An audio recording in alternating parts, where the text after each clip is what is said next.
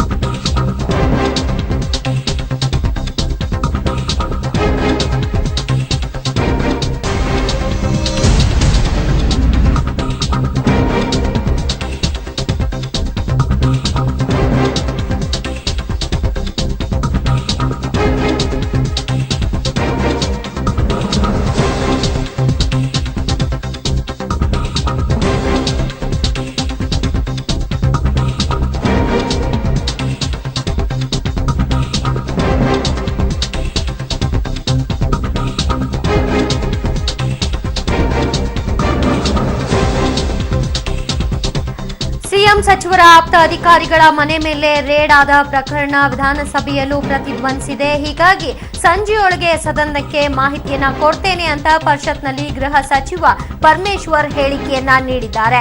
4.7 ಕೋಟಿ ಮೊತ್ತದ ಹಣ ಎಲ್ಲಿಂದ ಬಂತು, ಯಾರ ಹಣ ಎಂಬಿತ್ಯಾದಿ ಮಾಹಿತಿಯನ್ನ ಸದನಕ್ಕೆ ಸಂಜೆಯೊಳಗೆ ನೀಡ್ತೇನೆ ಅನ್ನುವಂತಹ ಮಾಹಿತಿಯನ್ನ ಪರಮೇಶ್ವರ್ ನೀಡಿದ್ದಾರೆ.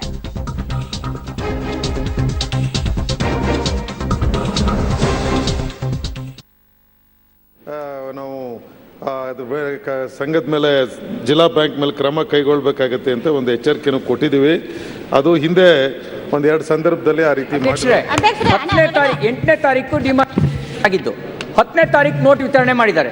ಕಾನೂನು ನೋಡಿ 11ನೇ ತಾರೀಕು ಪೇಪರ್, 10ನೇ ತಾರೀಕು ನೋಟ್ 1.3 ಕೋಟಿ ಸುಮಾರು ಇಷ್ಟು ಮೌಲ್ಯದ 500 ನೋಟು ಜಪ್ತಿ, 8 ಕೋಟಿ ಜಯಚಂದ್ರ ಪುತ್ರ ಕೊಂಡ ಲ್ಯಾಂಬೋ ಗಿರ್ನಿ ಕಾರಿನ ಬೆಲೆ 12 ಕೋಟಿ ಜಯಚಂದ್ರ ಪುತ್ರರಿಂದ ವಶಕ್ಕೆ ಪಡೆದಿದೆ. ಸರ್ ಕೇಳಿ ಸರ್, ನಾನು ಮತ್ತೆ ಹೇಳ್ತಿದ್ದೆ ದೇಶಪಾಂಡೆ ಅವರೇ, ನಾವು ಆಪಾದನೆ ಮಾಡ್ತಿಲ್ಲ ನೋಡಿ, ದಯವಿಟ್ಟು ಅರ್ಥ ಮಾಡ್ಕೊಳ್ಳಿ. ನಾವು ಆಪಾದನೆ ಮಾಡಕ್ ಬರ್ತಿತ್ತು, ನಮಗೆ ನಾವು ಮಾಡ್ತಿಲ್ಲ. ಇಲ್ಲಿ ಇಡೀ ರಾಜ್ಯ ಜನರಿಗೆ ಒಂದು ಇಂಥ ದುರಂತ ರಾಜ್ಯದ ಇತಿಹಾಸದಲ್ಲಿ ಇದು ಮೊದಲನೇ ಬಾರಿಗೆ ಆಗಿರ್ತಕ್ಕಂಥ ಒಂದು ದೊಡ್ಡ ಕೈಘಟನೆ.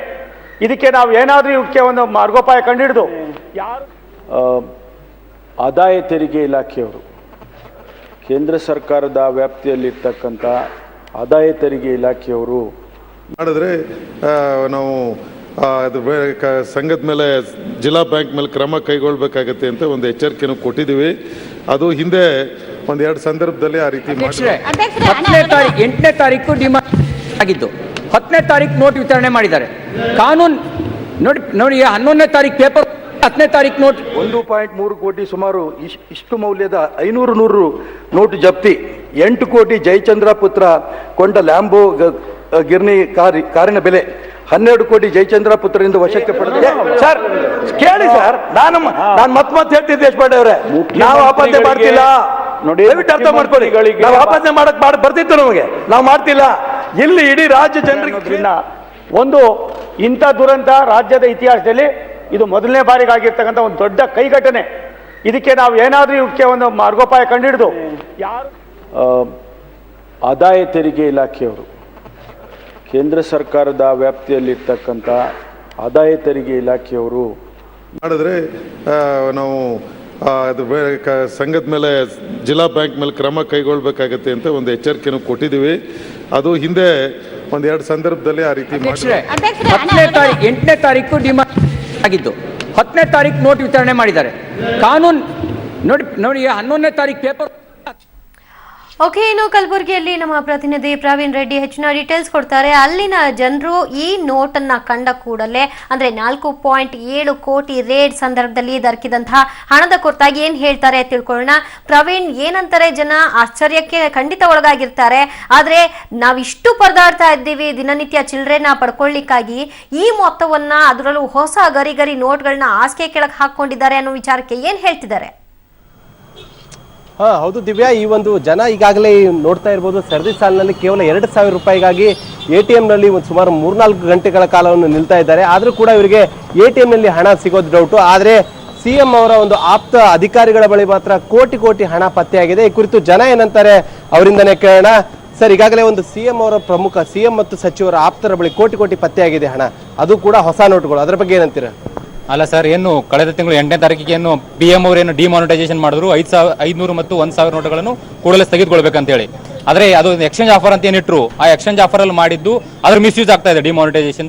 ಯಾವ ತರ ಅಂದ್ರೆ ಅದು ಕೋಟ್ಯಾಂತರ ರೂಪಾಯಿ ಇಲ್ಲಿರೋದು ಮೀಡಿಯಂ ಫ್ಯಾಮಿಲಿಯವರಿಗೆ ಏನು ಪ್ರಾಬ್ಲಮ್ ಆಗಿಲ್ಲ, ಪ್ರಾಬ್ಲಮ್ ಆಗ್ತಾ ಇದೆ. ಕೋಟ್ಯಾಧೀಶರೇನಿದ್ದಾರೆ ಅಧಿಕಾರಿಗಳು ಮತ್ತೆ ಸಿಎಂ ಆಪ್ತ ಮತ್ತೆ ರಾಜಕಾರಣಿಗಳು ಅವ್ರ ಕಡೆ ಕೋಟ್ಯಾನ್ ಗಂಟಲೆ ಹಣ ಏನ್ ಮಾಡಿದ್ದಾರೆ, ಕಪ್ಪು ಹಣನ ಅವರು ಇಮಿಡಿಯೇಟ್ಲಿ ವೈಟ್ ಮಾಡ್ಕೊಂಡಿದ್ದಾರೆ. ಯಾಕಂದ್ರೆ ನಿನ್ನೆ ನಡೆದಂತ ದಾಳಿಯಲ್ಲಿ 6 ಕೋಟಿ ರೂಪಾಯಿ 2,000 ಹೊಸ ನೋಟುಗಳು ಸಿಕ್ಕಿದೆ ಅಂದ್ರೆ ಇದು ಆಶ್ಚರ್ಯನೇ. ಯಾಕಂದ್ರೆ ನಾವು 2,000 ರೂಪಾಯಿ ನೋಟ್ ಸಲುವಾಗಿ 3 ಗಂಟೆ ಕಾಯ್ತಾ ಇದ್ದೇವೆ ನಾವು. ಆಮೇಲೆ ಪ್ರತಿಯೊಂದು ದಿನಾಲೂ 24,000 ಏನೋ ಲಿಮಿಟ್ ಮಾಡಿದ್ದಾರೆ, ಅದು ಕೂಡ ಕೊಡ್ತಾ ಇಲ್ಲ. ಆದ್ರೆ ನಮ್ಗೆ ಇಷ್ಟು ತೊಂದರೆ ಆಗ್ತಾ ಇದೆ. ಆದ್ರೆ ಅಧಿಕಾರಿಗಳು ಏನು ಸಚಿವರ ಆಪ್ತರ ಕಡೆ ಕೋಟ್ಯಾನ್ ಗಂಟಲೆ ಸಿಗ್ತಾ ಇದೆ ಅಂದ್ರೆ ಇದು ಆಶ್ಚರ್ಯ ಇದೆ. ಇದಕ್ಕೊಂದು ದೊಡ್ಡ ಮಟ್ಟ ತನಿಖೆ ಆಗಬೇಕು ಅಂತ ನಾನು ಕೇಳ್ಕೊತೇನೆ. ಸರ್, ನೀವು ಹೇಳಿ ಸರ್, ಏನಂತೀರಾ ಸರ್? ಇವತ್ತು ರಾಜಕಾರಣಿಗಳ ಹತ್ರ ಸಿಕ್ಕಾಪಟ್ಟೆ ದುಡ್ಡು ಸಿಗ್ತಾ ಇದೆ, ಕಪ್ಪಣ್ಣನ ಬಿಳಿ ಹಣ ಮಾಡ್ತಾ ಇದ್ದಾರೆ. ಅದಕ್ಕೋಸ್ಕರ ನಮ್ಗೆ 2,000 ಸಿಗ್ತಾ ಇಲ್ಲ. ಅದು ಡೈಲಿ 2,000 ಸಿಗಂಗ್ ಮಾಡ್ಬೇಕು. 2,000 ರೂಲ್ಸ್ ಮಾಡಿದ್ದಾರೆ, 2,000 ಕೂಡ ದುಡ್ಡು ಸಿಗ್ತಾ ಇಲ್ಲ. ಕಪ್ಪಣ್ಣನ ಬಿಳಿ ಹಣ ಸಿಗ್ತಾ ಇದೆ. ಏನ್ ನಮ್ಗೆ 2,000 ಸಿಗ್ಬೇಕಂತ ಅವರು ಎಕ್ಸ್ಚೇಂಜ್ ಮಾಡ್ಕೊಂಡು ಹೊಸ ನೋಟುಗಳನ್ನು ತಗೊಂಡಿದ್ದಾರಲ್ಲ, ಅದ್ರ ಬಗ್ಗೆ ಏನಂತೀರಾ?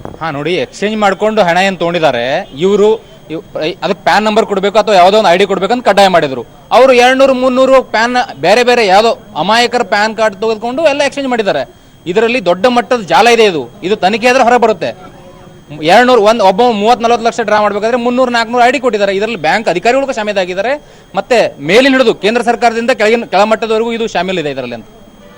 ದಿವ್ಯಾ, ಕಲಬುರಗಿ ಜನ ಹೇಳೋ ಪ್ರಕಾರ ಈ ಹಿಂದೆ ಇದರ ನೋಟ್ ರದ್ದತಿ ಆದ್ಮೇಲೆ ಏನು 8ನೇ ತಾರೀಕಿನಿಂದ ಒಂದು ಎಕ್ಸ್ಚೇಂಜ್ ಆಫರ್ ಅನ್ನು ಕೊಟ್ಟಿದ್ರು. ಅಂದ್ರೆ 4,000 ರಿಂದ 4,500 ರೂಪಾಯಿವರೆಗೂ ಕೂಡ ಒಂದು ತಮ್ಮ ಐಡಿಗಳನ್ನು ಕೊಟ್ಟು ಒಂದು ಡೈರೆಕ್ಟ್ ಆಗಿ ಬ್ಯಾಂಕ್ ನಲ್ಲಿ ಮಾಡಬೇಕು, ಅಂದ್ರೆ ಐಡಿ ನೋಟ್ ಬದಲಾವಣೆ ಮಾಡಬೇಕು ಅಂತ ಹೇಳಿದ್ರು.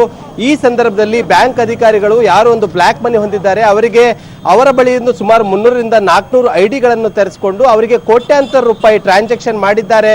ಈ ಮೂಲಕ ಬ್ಯಾಂಕ್ ಅಧಿಕಾರಿಗಳು ಕೂಡ ಒಂದು ಕಮಿಷನ್ ದಂಧೆಯಲ್ಲಿ ತೊಡಗಿದ್ದಾರೆ ಅನ್ನೋದು ಕಲಬುರಗಿಯ ಜನರ ಪ್ರಮುಖ ಒಂದು ಆಗ್ರಹವಾಗಿದೆ.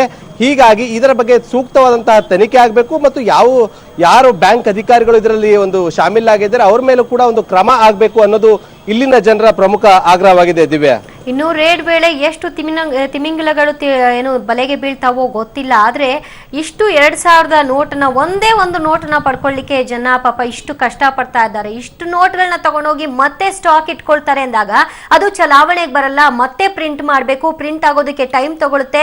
ಜನರಿಗಿರುವಂತಹ ಹಣದ ಸಮಸ್ಯೆಯನ್ನ ನೀಗಿಸ್ಲಿಕ್ಕೂ ಕೂಡ ಟೈಮ್ ತಗೊಳುತ್ತೆ. ಅಂದ್ರೆ ಎಲ್ಲೋ ಒಂದ್ ಕಡೆ ಕೇಂದ್ರ ಸರ್ಕಾರ, ಮೋದಿ ಸರ್ಕಾರವನ್ನ ಜನರ ಬಾಯಲ್ಲಿ ಛೀಮಾರಿ ಹಾಕಬೇಕು ಅನ್ನುವಂತಹ ನಿಟ್ಟಿನಲ್ಲಿ ಒಂದ್ ಕಡೆ ಸಾಕ್ತಾ ಇದ್ರೆ, ಮಗದೊಂದು ಕಡೆ ಬ್ಲಾಕ್ ನ ಬ್ಲಾಕ್ ಆಗೇ ಇಟ್ಕೊಳ್ತಾ ಇದ್ದಾರೆ. ನೋಟ್ ಮಾತ್ರ ಬದಲಾವಣೆ ಆಗ್ತಾ ಇದೆ ಅನ್ನುವಂಥ ವಿಚಾರಕ್ಕೆ ತೀವ್ರ ಅಸಮಾಧಾನ ಎದ್ದು ಕಾಣಿಸ್ತಾ ಇದೆ ಅಲ್ವಾ ರಾಜ್ಯದಾದ್ಯಂತ? ಹೌದು ದಿವ್ಯ, ಯಾಕಂದ್ರೆ ಪ್ರಮುಖವಾಗಿ ಒಂದು ನೋಟ್ ಬ್ಯಾನ್ ನಂತರ ಏನು 500,000 ರೂಪಾಯಿ ಒಂದು ಮುಖಬೆಲೆಯ ನೋಟ್ಗಳಲ್ಲಿ ಕಪ್ಪು ಹಣವನ್ನು ಬಹಳಷ್ಟು ಪ್ರಮಾಣವಾಗಿ ಒಂದು ಅಧಿಕಾರಿಗಳು, ರಾಜಕಾರಣಿಗಳು ಮತ್ತು ಉದ್ದಿಮೆದಾರರು ಇಟ್ಟಿದ್ದಾರೆ ಅಂತ ಹೇಳಿ ಒಂದು ಮೋದಿ ಅವರು ನೋಟ್ ಬ್ಯಾನ್ ನಿರ್ಧಾರವನ್ನು ಕೈಗೊಂಡಿದ್ರು. ಆದ್ರೆ ಎಲ್ಲೋ ಒಂದು ಕಡೆ ಮೋದಿ ಅವರು ನೋಟ್ ಬ್ಯಾನ್ ನಿರ್ಧಾರದ ನಂತರ ಎಕ್ಸ್ಚೇಂಜ್ ಆಫರ್ ಕೊಟ್ಟಿದ್ದೆ ಇಷ್ಟೆಲ್ಲ ಅವಾಂತರಕ್ಕೆ ಪ್ರಮುಖ ಕಾರಣ ಅಂದ್ರೂ ಕೂಡ ತಪ್ಪಾಗ್ಲಿಕ್ಕಿಲ್ಲ. ಯಾಕಂದ್ರೆ ಈಗಾಗಲೇ ಕಲಬುರಗಿ ಸೇರಿದಂತೆ ರಾಜ್ಯಾದ್ಯಂತ ಮತ್ತು ದೇಶಾದ್ಯಂತ ಪ್ರಮುಖ ಬ್ಯಾಂಕ್ನ ಒಂದು ಮ್ಯಾನೇಜರ್ಗಳು ಮತ್ತು ಅಧಿಕಾರಿಗಳು ಏನ್ ಮಾಡಿದ್ದಾರೆ ಅಂದ್ರೆ ಉದ್ದಿಮೆದಾರರು ಮತ್ತು ರಾಜಕಾರಣಿ ಬಳಿ ಸುಮಾರು 300 ರಿಂದ 400 ಐಡಿಗಳನ್ನು, ಅಂದ್ರೆ ಯಾರ್ದೋ ಅವ್ರ ಬಳಿ ಕೆಲಸ ಮಾಡುವಂತವ್ರು ಅಥವಾ ಅಕ್ಕಪಕ್ಕದವ್ರು ಯಾರ್ದೋ ಒಂದು ಐಡಿಗಳನ್ನು ತೆರೆದುಕೊಂಡು ಅವರು ಯಾವುದೇ ರೀತಿಯಾದಂತಹ ಬ್ಯಾಂಕ್ ನಲ್ಲಿ ಕ್ಯೂನಲ್ಲೂ ನಿಂತಿಲ್ಲ, ಯಾವುದೇ ನೇರವಾಗಿ ಬ್ಯಾಂಕ್ ಮ್ಯಾನೇಜರ್ಗೆ ಒಂದು ಭೇಟಿಯಾಗಿ ಅವರಿಗೆ ಸುಮಾರು 20 ರಿಂದ 30% ನಷ್ಟು ಕಮಿಷನ್ ಕೊಟ್ಟಿದ್ದಾರೆ. ಈ ಮೂಲಕ ಹಳೆ ಒಂದು 500,000 ರೂಪಾಯಿ ನೋಟುಗಳನ್ನು ಕೊಟ್ಟು ಈ ರೀತಿ 2,000 ರೂಪಾಯಿ ಮತ್ತು ಒಂದು 500 ರೂಪಾಯಿ ಮುಖಬೆಲೆಯ ಕೋಟಿ ಹಣವನ್ನು ತೆಗೆದುಕೊಂಡು ಹೋಗಿದ್ದಾರೆ. ಈ ಮೂಲಕ ಬ್ಲ್ಯಾಕ್ ಮನಿಯನ್ನು ಮತ್ತೆ ಅವರು ವೈಟ್ ಮಾಡಿದ್ದಾರೆ ಅನ್ನೋದು ಜನರ ಒಂದು ಪ್ರಮುಖ ಒಂದು ಆರೋಪ ಆಗಿದೆ. ಹೀಗಾಗಿ ಇದರ ಬಗ್ಗೆ ತನಿಖೆ ಆಗಬೇಕು. ತನಿಖೆಯಾಗಿ ಕೇವಲ ಆ ಇಬ್ಬರು ಅಧಿಕಾರಿಗಳಷ್ಟೇ ಅಲ್ಲ, ರಾಜ್ಯದ ಪ್ರಮುಖ ಉದ್ದಿಮೆದಾರರು, ರಾಜಕಾರಣಿಗಳು ಮತ್ತು ವ್ಯಾಪಾರಸ್ಥರುಗಳು ಕೂಡ ಇಂತಹ ಒಂದು ಕೋಟಿ ಹಣ ಟ್ರಾನ್ಸಾಕ್ಷನ್ ಈಗಾಗಲೇ ಆಗಿದೆ. ಹೀಗಾಗಿ RBI ಎಲ್ಲಿಂದ ಎಷ್ಟು ಹಣ ಇಲ್ಲಿವರೆಗೂ ಟ್ರಾನ್ಸಾಕ್ಷನ್ ಮಾಡಿದೆ ಮತ್ತು ಜನಸಾಮಾನ್ಯರಿಗೆ ಎಷ್ಟು ಪ್ರಮಾಣದಲ್ಲಿ ಮುಟ್ಟಿದೆ ಮತ್ತು ಬ್ಯಾಂಕ್ ಅಧಿಕಾರಿಗಳ ಮೂಲಕ ಕಪ್ಪು ಹಣ ಹೊಂದಿದವರ ಬಳಿ ಎಷ್ಟು ಹಣ ಹೋಗಿದೆ ಎಂಬುದರ ಬಗ್ಗೆ ಸಂಪೂರ್ಣವಾಗಿ ತನಿಖೆ ಆಗಬೇಕು. ಆಗ ಒಂದು ಕಪ್ಪು ಹಣ ಯಾರು ಒಂದು ಸಂಗ್ರಹಿಸಿದ್ದಾರೆ ಅವರ ಮೇಲೆ ಒಂದು IT ಅಧಿಕಾರಿಗಳು ಕೂಡ ಒಂದು ದಾಳಿ ಮಾಡುವ ಮೂಲಕ ಅವರಿಗೆ ಒಂದು ಬಿಸಿ ಮುಟ್ಟಿಸುವಂತಹ ಕೆಲಸ ಮಾಡಬೇಕಾಗಿದೆ. ದಿವ್ಯಾ, ಥ್ಯಾಂಕ್ ಯು ಪ್ರವೀಣ್ ನಿಮ್ಮೆಲ್ಲ ಮಾಹಿತಿಗೆ. ಓಕೆ, ನವೆಂಬರ್ 8ರಂದು ನೋಟು ನಿಷೇಧ ಬಳಿಕ ಪ್ರಧಾನಿ ಮೋದಿ ಈಗ ಬಂಗಾರದ ಮೇಲೆ ಬ್ರಹ್ಮಾಸ್ತ್ರ ಪ್ರಯೋಗಿಸಿದ್ದಾರೆ. ನೋಟು ನಿಷೇಧ ಆದ ದಿನದಂದೇ ಚಿನ್ನಾಭರಣವನ್ನ ಖರೀದಿಸಿ ಕಪ್ಪು ಹಣವನ್ನ ಬಿಳಿ ಮಾಡಿಕೊಂಡಿರುವ ವರದಿಗಳು ಕೇಳಿ ಬಂದಿತ್ತು. ಈ ಹಿನ್ನೆಲೆಯಲ್ಲಿ ಚಿನ್ನದ ಮೇಲೆ ಹೂಡಿಕೆ ಮಾಡಿರುವ ಕಾಳ ಧನಿಕರಿಗೆ ಬಿಸಿ ಮುಟ್ಟಿಸಿದ್ದಾರೆ. ಹಾಗಾದ್ರೆ ಚಿನ್ನದ ಮೇಲೆ ಯಾರಿಗೆ ಎಷ್ಟು ಮಿತಿಯನ್ನ ಇದೆ ಅಂತ ನೋಡೋಣ. ಜನ್ಧನ್ ಖಾತೆದಾರರ ಮೇಲೆ ಐಟಿ ಕೆಂಗಣ್ಣು ಬೀರಿದೆ.